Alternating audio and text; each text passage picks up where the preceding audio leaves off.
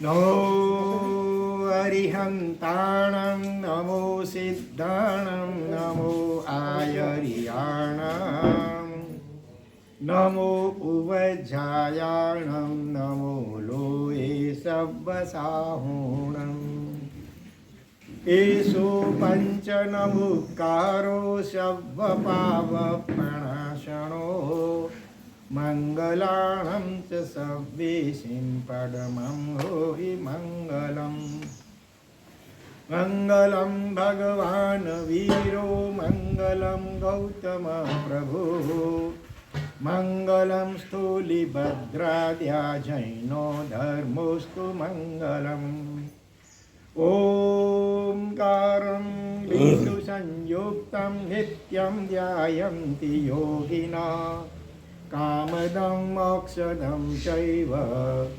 ઓમકારાય નમો નમઃ શાંત પ્રાજ્ઞવરો વક્તા ગચ્છાધીશ સુસંયમી ચૂરીશ્વરો ગુણાબ્ધિસ્યા સંગવૃદ્ધૈ સદોદ્યમી શારદા શારદાંબોજ વદના વદનાંબુજે સર્વદા સર્વદાસ્માકં સન્નિધિં સન્નિધિં ક્રિયાત અજ્ઞાનતિમિરાન્ધાનાં જ્ઞાનાંજનશલાકયા નેત્રముન્મીલિतं येन તસ્મૈ શ્રી ગુરવે નમઃ. પરસ્પરમાં મૌન અને કલાકારનું ચોરિયાર હાથ જોડજો. ચંડી ચારાગાર ધારણા વિગ્રહ પચ્ચકાઈ સહસ્રાગણ સહસ્રાગણ મહત્રગણ સબ સમાયુક્ત્યાગરણ વોશીલઈ સહજાનંદી સિદ્ધ સ્વરૂપી અવિનાશી હું આત્મા છું. સહજાનંદી સિદ્ધ સ્વરૂપી અવિનાશી હું આત્મા છું. દેહ મરે છે હું નથી મરતો અજર અમર હું આત્મા છું. દેહ મરે છે હું નથી મરતો અજર અમર હું આત્મા છું. આત્મા છું હું આત્મા છું હું આત્મા છું હું આત્મા છું હું આત્મા છું આત્મા છું આત્મા છું આત્મા છું. સહજાનંદી સિદ્ધ સ્વરૂપી અવિનાશી હું આત્મા છું. સહજાનંદી સિદ્ધ સ્વરૂપી અવિનાશી હું આત્મા છું. અનંત જ્ઞાની અનંત દર્શની અનંત શક્તિમય આત્મા છું. અનંત જ્ઞાની અનંત દર્શની અનંત શક્તિમય આત્મા છું. દેહ ઇન્દ્રિય મન બુદ્ધિ ભિન્ન હું ચિદાનંદ ઘન આત્મા છું. દેહ મન બુદ્ધિ ચિદાનંદ આત્મા છું. આત્મા છું હું આત્મા છું હું આત્મા છું હું આત્મા છું આત્મા છું આત્મા છું આત્મા છું આત્મા છું. સહજાનંદી સિદ્ધ સ્વરૂપી અવિનાશી હું આત્મા છું. સહજાનંદી સિદ્ધ સ્વરૂપી અવિનાશી હું આત્મા છું. આનંદ આનંદ આનંદ આનંદ આનંદ ઘન હું આત્મા છું. હું આનંદ આનંદ આનંદ આનંદ આનંદ ઘન હું આત્મા છું. સહજાનંદી દિવ્યાનંદી પરમાનંદી આત્મા છું. સહજાનંદી દિવ્યાનંદી પરમાનંદી આત્મા છું. આત્મા છું હું આત્મા છું હું આત્મા છું હું આત્મા છું આત્મા છું આત્મા છું આત્મા છું આત્મા છું. સહજાનંદી સિદ્ધ સ્વરૂપી અવિનાશી હું આત્મા છું. હું સહજાનંદી સિદ્ધ સ્વરૂપી અવિનાશી હું આત્મા છું. અધ્યાત્મ સારમાં સવારના આપણે કેટલાક મુદ્દાઓ વિચાર્યા. અત્યારે આગળ વધીએ.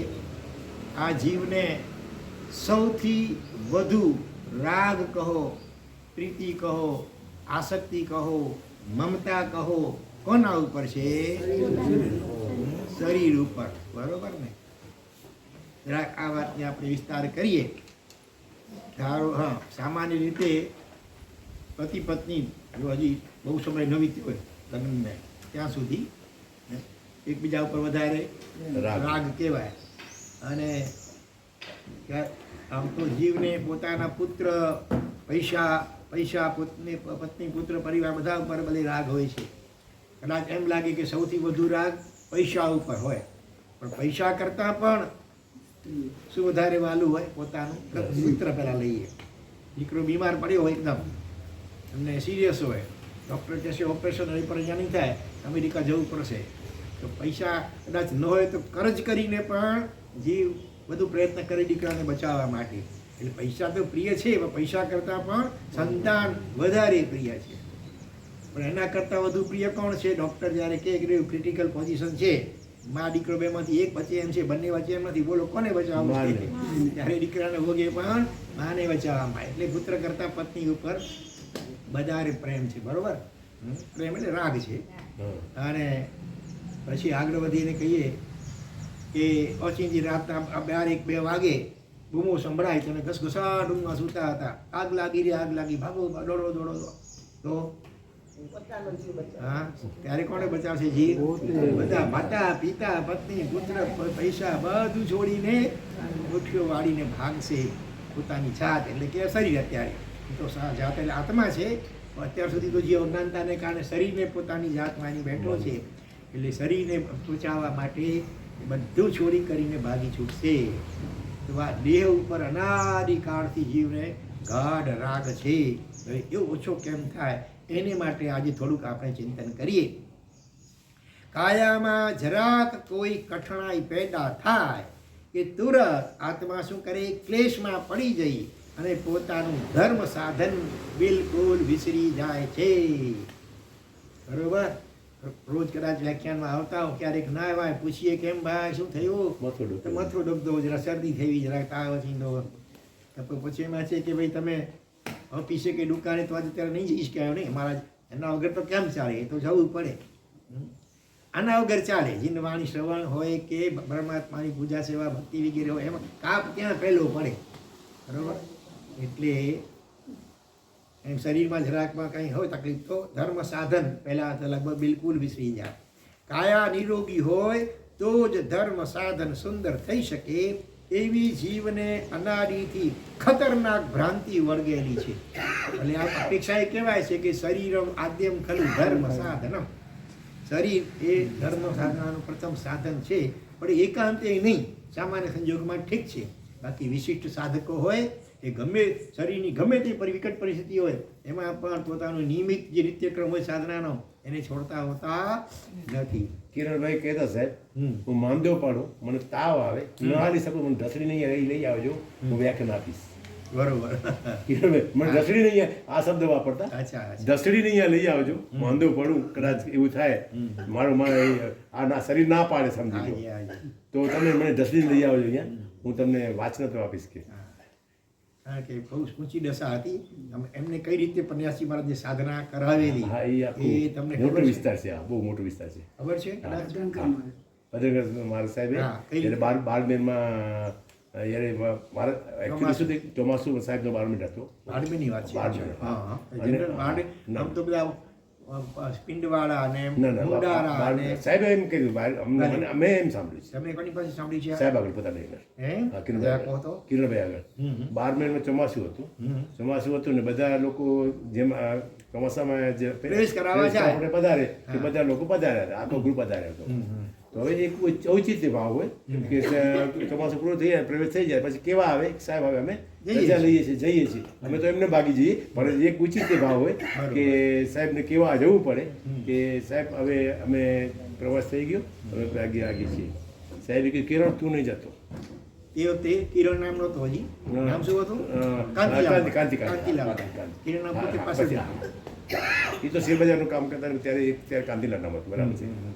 તો એ તો એવું હતું ને કે હતી એવા કંઈ કપડાં લાવ્યા નહોતા, એવું કંઈ બેગ નહોતા લાવ્યા, એવું કંઈ એની આગળ હવે હું કહું છું એમાં વળી તમારે ફેરફાર છેલ્લે કહેજો ભલે.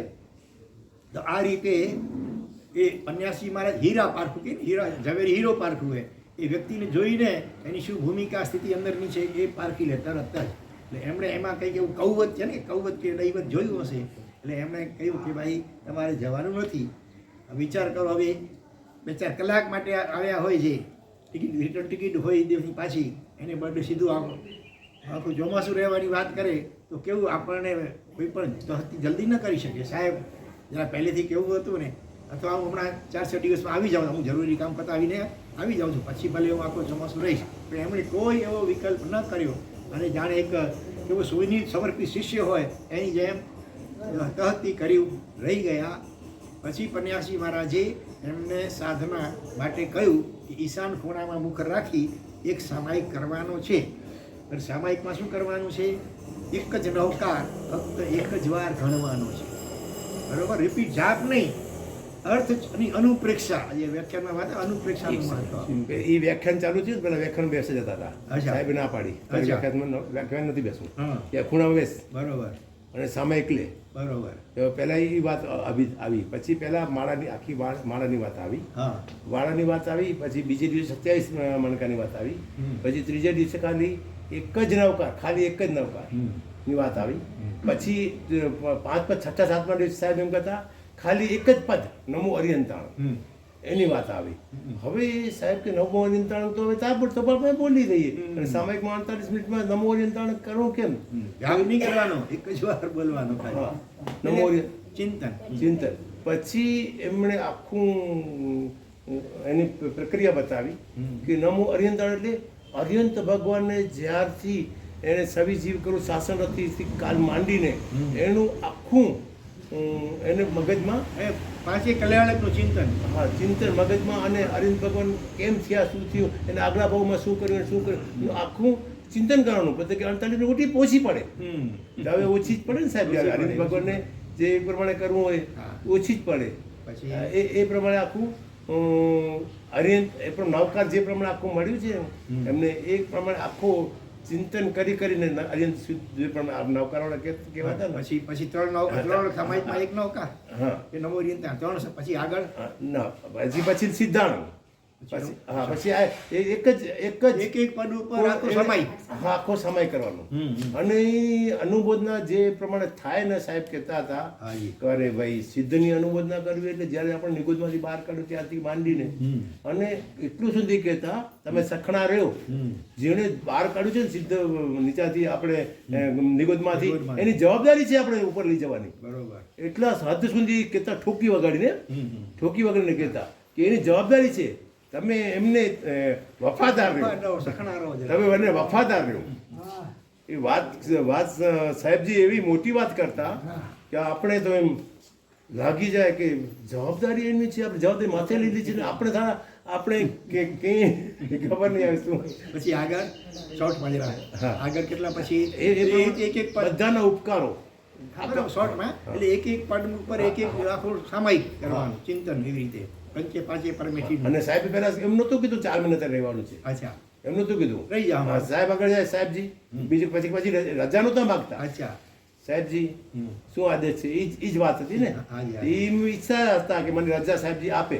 સાહેબજી 4 મહિના સુધી રજા આપી જ નહીં, બેસાડી દીધું. અને પેલા 5 ભાગ બરાબર ગુણોનું ચિંતન કર્યું, ઈસુ પંચમનું કારો બધાનું થઈ શકે, સમય આખો. હા, સમય આખો થઈ જાય. પછી તો સામાયિક નાની વાત આવી, સાંભળો સાહેબ, પછી તો આખો દિવસ એ જ કરવાનું. સામાયિક તો પછી પૂરું થઈ ગયો, 48 મિનિટ હવે ન ચાલે.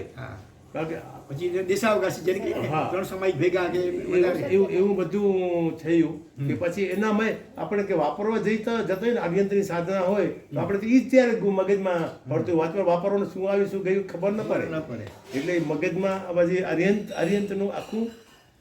હા, એટલે એમ કરતા 24 કલાકમાં એક જ નવકાર એ રીતે, પછી 2 દિવસ અષ્ટ કરીને એક નવકાર, અષ્ટમ કરીને એક નવકાર, સુવાનું પણ મેં તો એવું સાંભળ્યું રાત્રે, મતલબ છેલ્લે 28 કરીને એક નવકાર સુધી મેં એવું સાંભળ્યું, નીકળી ગયું, ખબર ખ્યાલ નથી. છેલ્લે 8 ઉપર 28 કરીને એક નવકાર. મને કાંતિલાલભાઈ ચિયાસરવાલા માટુંગા રહે છે ને, એમને પાસેથી મેં સાંભળ્યું છે. મેં તો સાહેબ શ્રી મુખ સાહેબ વિચાર કરો, 28 કરીને એક નવકાર, એટલે અંદરના દ્વાર બધા ખુલી ગયા, બધા ચક્રો છે જાગૃત થઈ જાય, કુંડળની જાગૃત થઈ જાય અને શરીરથી ભિન્ન આત્માનો અનુભવ થઈ જાય, એવી વિશિષ્ટ દશા આવી ગઈ. એટલે પછી પન્યાસી મહારાજ કે હવે બસ, હવેથી તમારું નામ કિરણભાઈ. એટલે આજે કાંતિલાલભાઈ નામ હતું. અંદરથી જ્ઞાનનો પ્રકાશ, જ્ઞાનના કિરણો જાણે કે અનુભવમાં આવ્યા. એટલે એમણે નહીં તો આવા આજ્ઞા ચક્ર ખોલ્યું ને હા. પછી એને કિરણ આપ્યું અને એના કિરણ જે થયા ને પછી નામ એનું કિરણ આપ્યું. બરાબર છે, આપણી વાત સાચા, બરાબર છે.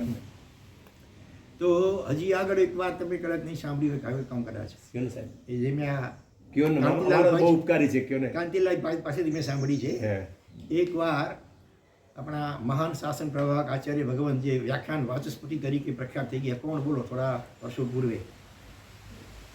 પૂર્વે શાસનમાં રંકો વાગતો હતો. આ વ્યાખ્યાન વાચસ્પતિ જે રામચંદ્ર સૂરી બેતીસિંહના મેઇન આચાર્ય જે કંઈ કહેવાતા, પ્રેમસૂરીના પટદર. તો એમને મનમાં કોઈક શાસ્ત્રીય પ્રશ્ન, શાસ્ત્ર વાંચતા વાંચતા કોઈક એવો પ્રશ્ન પછી થયો હતો. એનું કંઈક અંદરમાં સંતોષકારક સમાધાન પોતાને ખ્યાલ નથી આવતું. એમને લગભગ 15 અલગ વિદ્વાન આચાર્ય ભગવંતોને આ પ્રશ્ન પૂછાયો. એમાંથી એમને સંતોષકારક જવાબ ન મળ્યો, પણ 15માંથી 5-6 આચાર્ય ભગવંતોએ આ કિરણભાઈનું નામ આપ્યું કે આનો જવાબ તમને કિરણભાઈ આપી શકે. વિચાર કરો, અને એવી એમની ભૂમિકા છે. એટલે આચાર્ય ભગવંતે ચિઠ્ઠી લખી માણસ દ્વારા કિરણભાઈને મોકલાવી કે મારે તમારી પાસે આવવું છે, તમને મળવા માટે આવવું છે, જરા ટાઈમ આપો, ક્યારે આવું. આશ્ચર્યચકિત થઈ ગયા કે આવા મહાન આચાર્ય ભગવંત મારી પાસે આવી તો ઉચિત નહીં, આ તો અવિનય કહેવાય મારો. એટલે એ પોતે સામે મળવા ગયા. પછી આચાર્ય ભગવંતે કહ્યું, જો આચાર્ય ભગવંતની પણ મહાનતા જોજો. એક તો આ ચિઠ્ઠી મોકલાવી, હું ક્યારે આવું, તો સામાન્ય કહી દે કે ભાઈ આવી જમને અનુકૂળ આવી છે નહીં, પોતે કેવડાવ્યું. અને કિરણભાઈ આવ્યા ત્યારે પણ આચાર્ય ભગવંતે કહ્યું, મારે તમારી પાસેથી કંઈ પ્રશ્નનો જવાબ મેળવવો છે, માટે તમે ઉપર બેસો ને હું નીચે બેસું. આ મેં સાંભળીને કાંતિભાઈ પાસેથી કહું છું, સાહેબ એ તો ન ભૂતો ન ભવિષ્ય, આ તો મારા મોટો અભિનય, આ મહાન આચાર્ય ને હું ઉપર બેસું કેવી ન બને. પછી બંને આચાર્ય ભગવંત નીચે બેઠા. આવા ગચ્છાધિપતિ સેંકડો શિષ્યો વગેરેના ગુરુ, અને એ પણ નીચે બેઠા, બંને જણા તમે સામે. અને પછી આચાર્ય ભગવંતે પ્રશ્ન રજૂ કર્યો કે મારે આ પ્રશ્નનો સંતોષકારક સમાધાન જોઈએ છે. કિરણભાઈએ કહ્યું કે સાહેબ આનો પ્રશ્ન જવાબ કદાચ આવતીકાલે પણ આપી શકું, 2-4 દિવસ પણ લાગે, વધુમાં વધુ 6 કે 6.5 મહિના જે એમને કે ભલે. અને પછી તો એ રોજ વહેલી પરોઢે ઉઠી કરીને લગભગ 3 કલાક એકી બેઠકે સિમંદર સ્વામી ભગવાનનું ધ્યાન ધારે. એટલે એમની સાથે ધ્યાન દ્વારા સૂક્ષ્મ રીતે અને કનેક્શન થાય. અને પછી એમણે ભગવાનને આ પ્રશ્ન પૂછ્યો. ભગવાનને દ્વારા પ્રત્યુત્તર મળે એમાં કંઈ ખામી હોય, જુદા જુદા અનેક એંગલ જ્યારે નય કહેવામાં આવે, જવાબ નથી, આમ નિશ્ચય નથી, આ જવાબ, એવી રીતે અલગ નયોથી જવાબ ભગવાને આપ્યો. અને પછી એમણે ભગવાનને વિનંતી કરી કિરણભાઈએ કે સાહેબ આપ કૃપા કરીને કોઈક દેવતાના માધ્યમથી એમને જવાબ મોકલાવી દો, કારણ કે હું જવાબ આપું એમને આવ્યો આચાર્ય, એમાં મારો અહંકાર પોસાઈ જાય. એટલે કૃપા કરો ને કોઈક દેવતા મને કહીને તમને પૂછવામાં આવે છે, તમારે જ જવાબ. 1-2 દિવસ રકઝકમાં નીકળી ગયા, મતલબ કે પછી છેવટે ગયા, કિરણભાઈ ગયા અને જવાબ આપ્યો. જવાબ સાંભળીને એકદમ છક થઈ ગયા, એકદમ સંતોષકારક પરફેક્ટ જવાબ. સ્વાભાવિક જિજ્ઞાસા થાય કે ભાઈ આ જવાબ તમને ક્યાંથી મળ્યો. કિરણભાઈ કે સાહેબ મહેરબાની કરી હવે એ વધારે ન પૂછો, સારું આપણે સંતોષકાર થઈ ગયો ને બસ. નહીં, તમે જવાબ નહીં આપો તો સુધી મને ગોત્રી નહીં ભાવે, રાત્રે અમને નહીં આવે, જવાબ તો આપવો જ પડશે, ક્યાંથી તમને મળ્યું. સાહેબ કે આવું નહીં કરતા, એ તો તમારા શિષ્યો શું વિચારશે કે આ સારું કે શું કરી નાખ્યું, કંઈ કમટ કે વાપરતા નથી ને સાહેબ હોતા નથી ને. પણ છતાં એમણે કહ્યું જે થાય તો જવાબ તો આપવો જ પડશે. એટલે પછી કિરણભાઈએ ખુલાસો કર્યો કે આ રીતે ભગવાન પાસેથી મને ધ્યાન દ્વારા જવાબ મળ્યો છે. અને ત્યારથી માનીને એટલા બધા એના પ્રત્યે અહોભાવ થઈ ગયો આચાર્ય ભગવાનને. નહીં તો આ તો એવા ચુસ્ત આચાર્ય ભગવાન, સાહુકોને એમના સભામાં બોલવા લગભગ ન મળે. એને બદલે એમની પાસે કોઈ પણ એવા વિશિષ્ટ વ્યક્તિ આવે કોઈ પ્રશ્ન લઈને તો ઘણીવાર મોકલતા કે જાઓ કિરણભાઈને મળવાના માટે. આવું મેં કાંતિભાઈ પાસેથી સાંભળ્યું છે. એટલે આવા એક વિશિષ્ટ શ્રાવક થઈ ગયા કિરણભાઈ, આવા વિશિષ્ટ આત્મસાધક અને પન્યાસી મહારાજના પરમ કૃપા પાત્ર થઈ ગયા. બરાબર. એ પણ દીક્ષા પહેલાં 2-3 મહિના સુધી કોલેજમાં ભાવના થઈ ને પછી દર શનિવારે હોળીજીમાં શનિવારે ત્યાં હતું હે અને ત્યાં હતું આપણે કલ્યાણ. કલ્યાણ પાસે. એ મને ખાલી પાછળથી એ પછી હોળી જે બુધવારના અને વર્ષો સુધી પછી હોળી 2 વાર હતું, શનિ કે સોમ જે હોય, પણ અઠવાડિયામાં 1 દિવસ રહેતું હતું. 2 મહિના સુધી દર અઠવાડિયે હું ત્યાં જતો હતો. જે કથા કહેતા એ આપણા આખા શરીર આપણે આખો સમજો આખો દેશ શરીર કે 12 આજ લોકો એમાં બધું છે કે રાજા પણ છે અને હજામ પણ એમાં જ છે અંદર અંદર આપણા એમાં અને રાણી પણ એના છે. એ છે મોટી એવી કથા કહેતા અને મને બહુ ગમતી છે. એમની કથાઓ કહેવાની જબ બહુ જોરદાર. મને એ કથા એ બધી બાકી ગમતી દૃષ્ટાંતો પણ બહુ સરસ. કે એમાં બુદ્ધિ નામની ઓલી છે આપણે મનનું ઓલું કરવું ને એમાં હજામના બધું એ પ્રમાણે કહેતા ને સાહેબ. અને ધર્મમાં મેં ગુરુ તરીકે માન્યા હતા.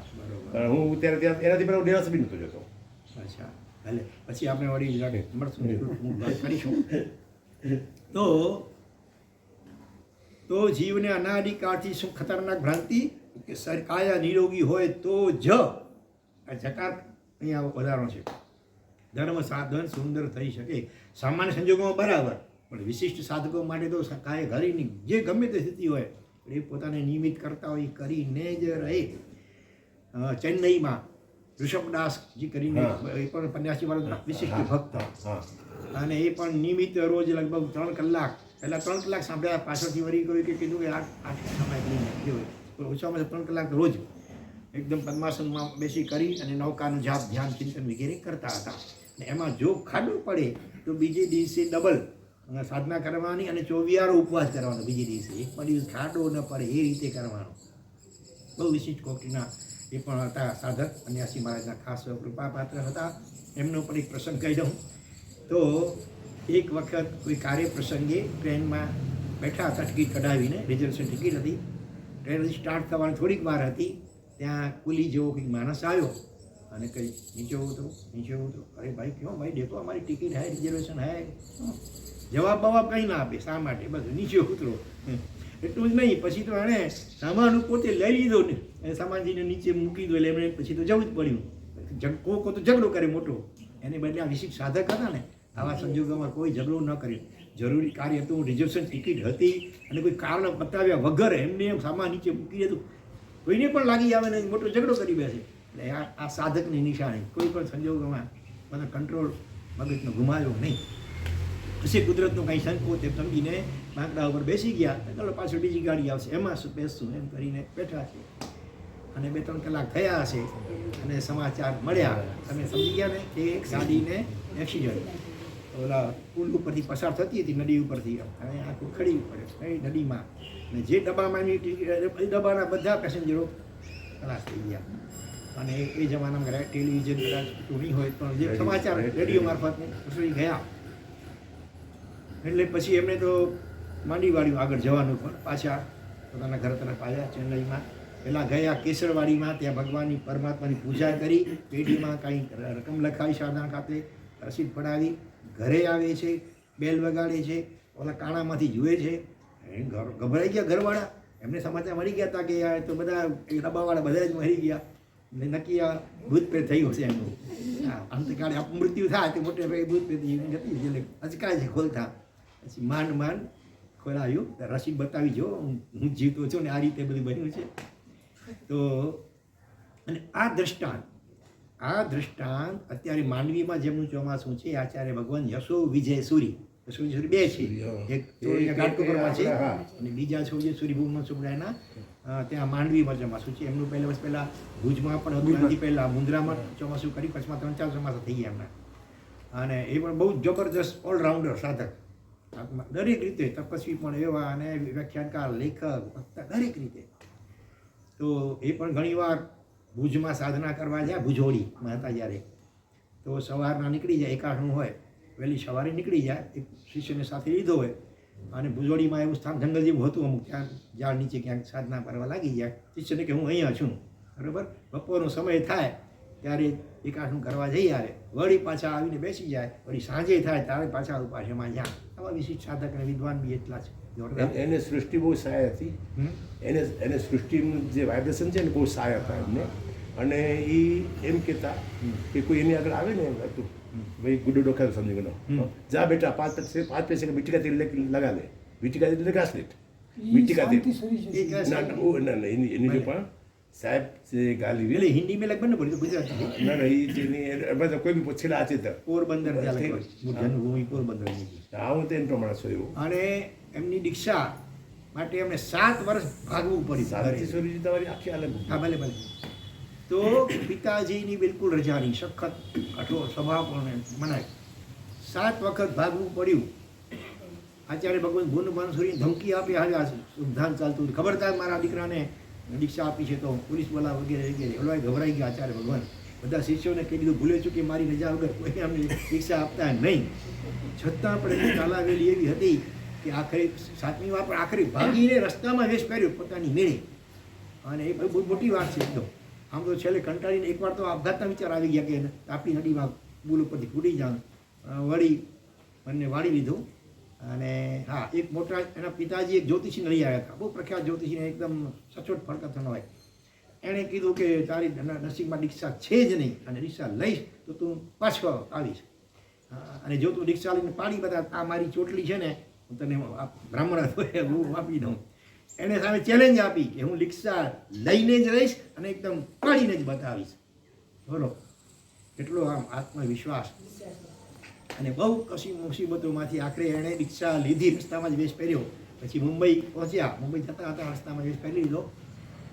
અને પોતે કઈ રીતે વેશ મેળવ્યો સાદીજી ભગવંત પાસેથી, કઈ રીતે મુહૂર્ત કઢાવ્યું, ઘણી લાંબી વાત છે. અને મુંબઈ પહોંચીને વળી દીક્ષા માટેના 1 મહિનાના આંબી કરવાના હોય, એ બધા જોગ એમણે કરી લીધા. પછી પોતાના ગુરુ મહારાજને કહ્યું કે આપની આજ્ઞા હોય તો મારી એવી ભાવના છે કે મારા પિતાજી જ્યાં સુધી રાજી ખુશીથી સંમતિ ન આપે ત્યાં સુધી મારે આંબીલ ચાલુ રાખવા. ગુરુએ રજા આપી.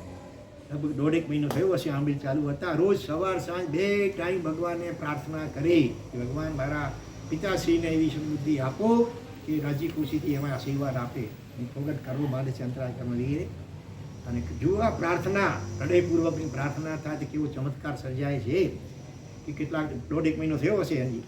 અને મુંબઈ તાર આવ્યો. એ વખતે મલાડમાં હીર સૂર્ય ઉપાશ્રયમાં બિરાજમાં હતા પરિવાર સાથે, બધા ગુરુમાળ સાથે.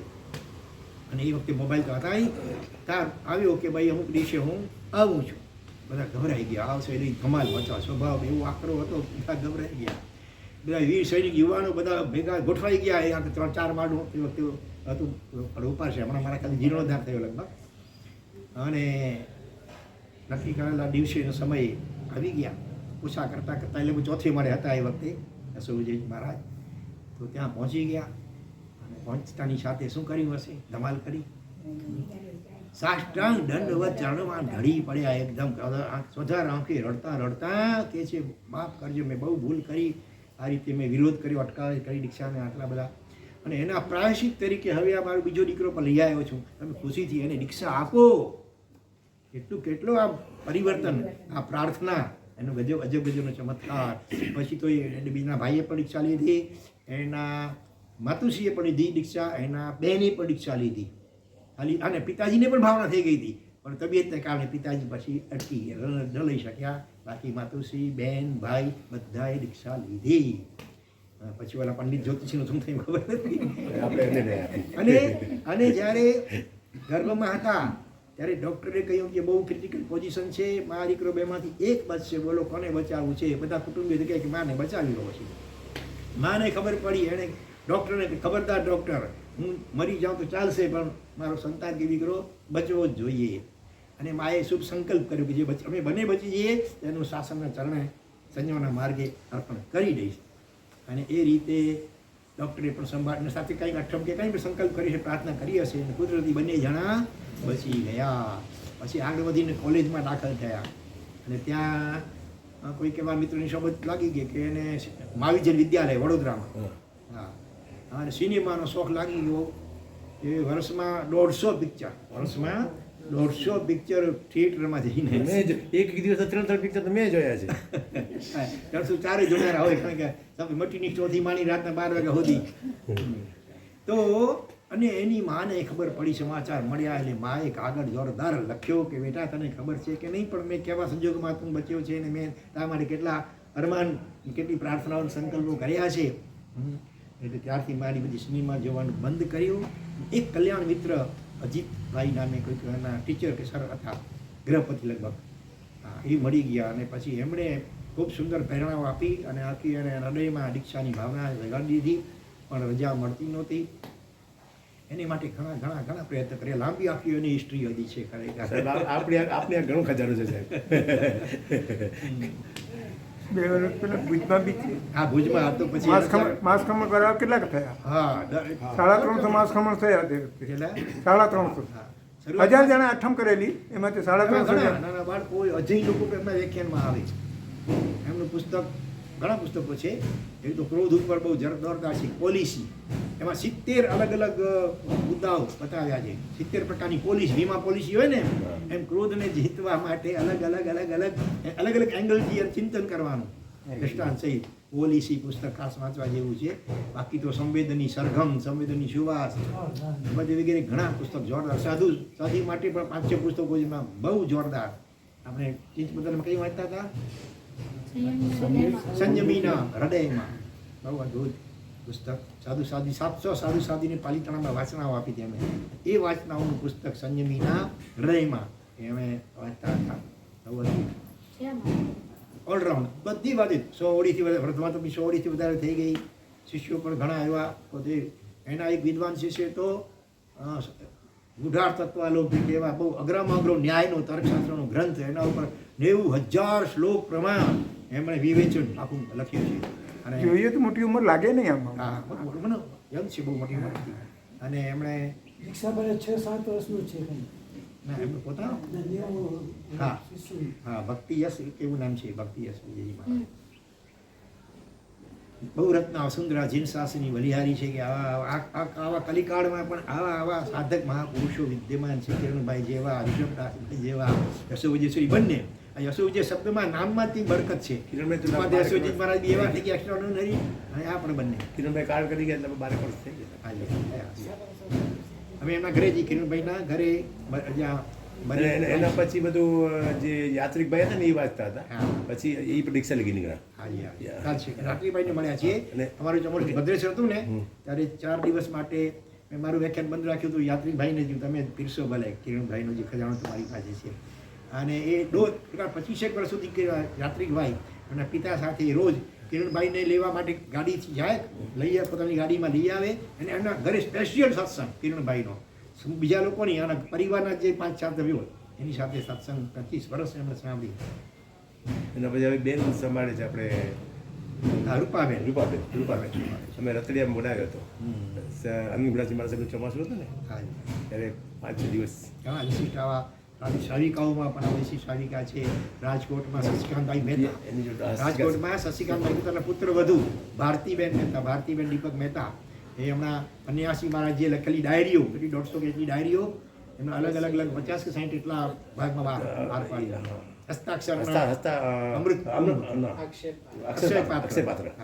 એમાં મેં અમુક વચ્ચે વચ્ચેની ચોપડી વાંચી છે, બાકી પૂરી લાઈન મળી નથી. બરોબર, વચ્ચે વચ્ચેની વાંચી છે. ચાલો તો ઋષભદાસભાઈના દ્રષ્ટાંત કે આ કેવી રીતે આવી યશો વિજય? હા, સરસ યાદ કરાવી દો. પછી આ યશો વિજયજી હમણાં જેની વાત કરી એ વ્યાખ્યાનમાં એક વખત જે વ્યાખ્યાનમાં બેસે ને ત્યારે શ્રીમંતદાસની ભગવાનને રોજ રાત્રે 3 કલાક સોનમ યશો વિજયજી સુરી મહારાજ પરમાત્માનું ધ્યાન કરે. દીક્ષા પહેલેથી જ એને બહુ ભગવાન ખૂબ આકર્ષણ એટલો. અને ભગવાનને પ્રાર્થના કરી કે ભગવાન આપને જે યોગ્ય લાગે મારા માટે આ શ્રોતાઓ માટે એ આપ કૃપા કરીને આ કંઠનો ઉપયોગ કરીને આપ પ્રકાશ દો, હું પણ સાંભળીશ. આવી પ્રાર્થના કરી અને બેસે. યશો વિજયજી મોટા પણ એમ જ કે ભગવાનનો કૃપા આભાર માને કે આપની પાસે તો હજારો સાઉન્ડ સિસ્ટમ આ ગલો કંઠ હોય છે, આ કંઠનો ઉપયોગ કર્યો આપે, આ સાઉન્ડ સિસ્ટમનો આપનો ખૂબ ખૂબ આભાર કૃપા. તો વ્યાખ્યાનમાં આ દ્રષ્ટાંત ઋષભદાસજીનું જે ટ્રેનમાં અકસ્માત ત્યાં બચાવી ગઈ, આ બે હોપ વ્યાખ્યાનમાં વર્ણવાઈ ગયું. પછી કોઈકે પૂછ્યું કે મારા સાહેબ આ વ્યાખ્યાન આ દ્રષ્ટાંત તમે ક્યાં વાંચ્યું કે સાંભળ્યું છે? મને ક્યાં કાંઈ ખબર મેં ક્યાંય વાંચ્યું નથી, સાંભળ્યું નહોતું. એ ભગવાન શ્રીમંત સ્વામી બસ બોલ્યા જનરલ કોઈ ઉપદેશો તો આપણે સમજીએ ભલે છે, પણ આ તો બનેલી સત્ય ઘટના ક્યાંય સાંભળી પણ નહોતી, ક્યાંય વાંચી પણ નહોતી, અને બહુ એનું વર્ણન થઈ ગયું. એ કેવા સાધક હશે વિચાર કરો. ભગવાન શ્રીમંદર સ્વામી સાથે કનેક્શન એવું એમણે જોડ્યું હશે. પન્યાસી મહારાજે આવા ઘણા વિશિષ્ટ શ્રાવકોને સાધકોને તૈયાર કર્યા છે. ખરેખર તીર્થંકરનો આત્મા પન્યાસ ભદ્રંગમાં સાહેબે લઈ 54 કરોડ નવકારનો જાપ જેમણે કર્યો છે. અને મારા ખ્યાલથી ઐરવત ક્ષેત્ર કે પુષ્કર ઐરવત ક્ષેત્રમાં તીર્થંકર નામ શું હશે એમનું? પૃથ્વીવંત સ્વામી. ઐરવત ક્ષેત્ર ધાતકી ખંડના મારા ખ્યાલથી પશ્ચિમ ઐરવત ક્ષેત્રની અંદર તીર્થંકર તરીકે થવાના છે. દેવતાના માધ્યમથી જાણવા મળ્યું. એટલે એમના વિશિષ્ટ ભક્ત શ્રાવકે એ પૃથ્વીવંત સ્વામીની પ્રતિમા ભરાવી, જેથી અષાઢી શ્રાવકે પહેલાંથી જ શંકેશ્વર પાસનાથી જે પ્રતિમા ભરાવી, એવી રીતે પૃથ્વીવંત સ્વામીની પ્રતિમા ભરાવી, અંજન સેવા કરાવી, પોતાના ઘરે નિયમિત એનું પૂજન વગેરે કરતા હતા.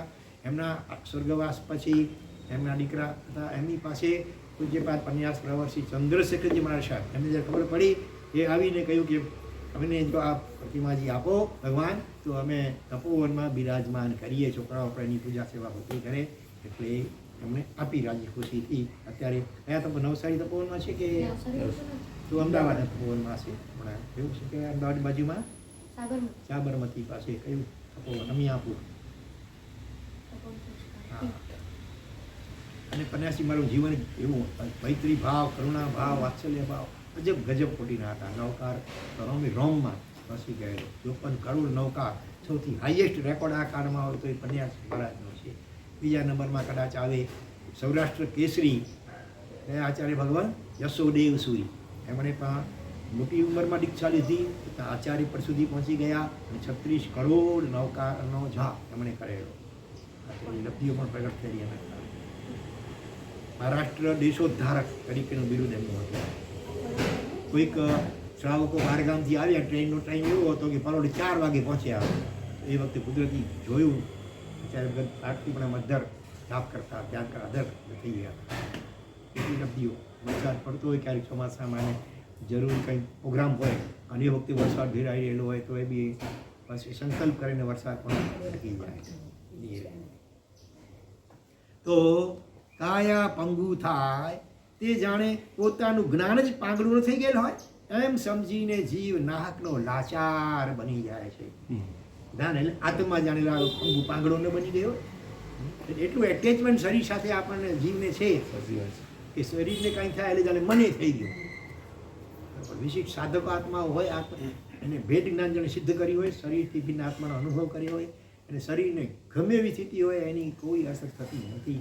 ખાલી ઘાણીમાં પી લો કે માથે અંગારા રાખો કે મુસ્કીટા આસકમના પામે તડકામાં બાંધીને રાખો, કે કોઈ વાઘ સિંહ આવીને શરીરને પીખી નાખે, આંખે નાખા, કે મલા મનસૂરની જેમ નાક, કાન, હાથ, પગ, આંખ બધું હોય કે વારાફરતી કાપી નાખવામાં આવે તો એ પણ મસ્તી ખુમારીમાં જ હોય. કેવું એટલે કેવું આત્મતત્વ આપણે છીએ, મૂળ આપણું સ્વરૂપ કેવું અદ્ભુત છે. પણ આ શરીર સાથે એટેચમેન્ટ, શરીરને જ પોતાની જાત માની જીવીએ છીએ. એટલે સાવ શરીર જડ છે તો આપણે પણ લગભગ જડ જેવા જેને કહી શકાય ને બની ગયા છે, માય કાંગલા સાવ. બાકી ખરેખર તો આત્માનો અનુભવ એ તો ખુમારી ગજબ ગજબની હોય. ભલે પેલો ચક્રવર્તી કોઈ આવી જાય કે દેવતા આવી જાય એને એક વખત રસ્તો મપાવી દે, એવી ખુમારી હોય એમાં. કાયા જીર્ણ થાય તો જાણે પોતાનું જ્ઞાન સ્વરૂપ આત્મા જ જીર્ણ શીર્ણ થઈ ગયો હોય. એવી પ્રગાઢ ભ્રમણાથી જીવ મહાન ધર્મ પુરુષાર્થથી વંચિત થઈ જાય છે. બાકી તો જો આગળ કહે છે સડવું ગળવું વિધ્વંસ પામી જવું એ કોના સ્વભાવ છે? સર્વ પૂતગલનો. શરીર પણ પૂતગલ છે, જળ છે, અને જેટલા પણ પૂતગલો દેખાય છે કાંઈ બધાનો આ સ્વભાવ છે કે સડવું ગળવું વિધ્વંસ એટલે નાશ પામી જવું, વિખેરાઈ જવું. કાયા સાવ સડી સડીને દુર્ગંધ મારતી થઈ જાય તો આત્મા લવલેશ નાસીપાસ થયા વિના કે ખેડ ખિન્ન થયા વિના પોતાના અનંત સમતા સભર સ્વભાવ ઠરેલો રહી શકે છે. એવાય દાખલા બને. કીડા એક શાવિકાઈ ગયું હતા, છાતીમાં કેન્સર અને મોટું કીડાઓ ખરેખર ખાજરા રાખી અને થોડો વાટકો રાખી એટલે એમાં બધા કીડાઓ પડે, પણ ચહેરા ઉપર એકદમ સ્વસ્થતા અને પ્રસન્નતા. મહારાષ્ટ્ર મંગલિક સંભળાવવા ગયા આ જોઈને એ પણ એકદમ આમ હલી ગયા, બાપરે બાપ આવી જેના ઉપર એકદમ જાણે કશું જ ન હોય એટલી સ્વસ્થતા એમનામાં. સવિકાઓ આવા આ કાળમાં પણ થયેલા છે બોલો. એટલે અમે લખે છે એમાં જરા અતિશયોક્તિ સમજતા નહીં. આયા સાવ સળી સળીને દુર્ગંધ રસી નીકળતી હોય, વાસ આવતી હોય, છતાં પણ આત્મા લવલેશ નાસી પાસ થયા વિના એ તો કેટલું આર્ત ધ્યાન થાય, રડે, જે આવે એને કરઘરે ડૉક્ટરો પાસે વગેરે કશું જ નહીં. દુલિયાનાનું કેવું? હા. દુલિયામાં એક બેન હતા 55 કે 60 ઉંમરના, હા, વજન 14 કિલો થઈ ગયું હતું. 55 વર્ષની ઉંમરના એક રાધિકા 14 કિલો વજન થઈ ગયું હતું. શારીરિક સ્થિતિ કેવી હશે? એવી સ્થિતિમાં પણ ક્ષમતા એકદમ. એકદમ ક્ષમતામાં હતા. એટલે આત્માનો ભલે હજી સ્પષ્ટ અનુભવ ન પણ કદાચ થયો હોય ને, પણ એ લક્ષ્ય જો હોય બરાબર, અને એ લક્ષ્યમાં નિયમિતપણે સાધના કરતા હોય, અને વિકલ્પો થોડા ઓછા શાંત થયા હોય, તો પણ આવી સ્થિતિ આવી શકે છે. આત્માનો સ્પષ્ટ વેદન એટલે અનુભવ થયા પછી તો વાત જ આખી ન્યારી હોય. જેમ ગરમી બહુ પડતી હોય ને તો કોઈ સરોવર તરફ નાહવા માટે જતો હોય, અને બાજુમાં ગુલાબનો બગીચો હોય, હજી સરોવર કે બગીચા પાસે પહોંચ્યું ન પણ હોય, તો જેમ જેમ એ દિશામાં પગલાં આગળ ભરતો જાય તેમ તેમ ત્યાંથી આવતો ઠંડો પવન, સુગંધિત પવન એને સ્પર્શ એને સાતાનો અનુભવ કરાવે.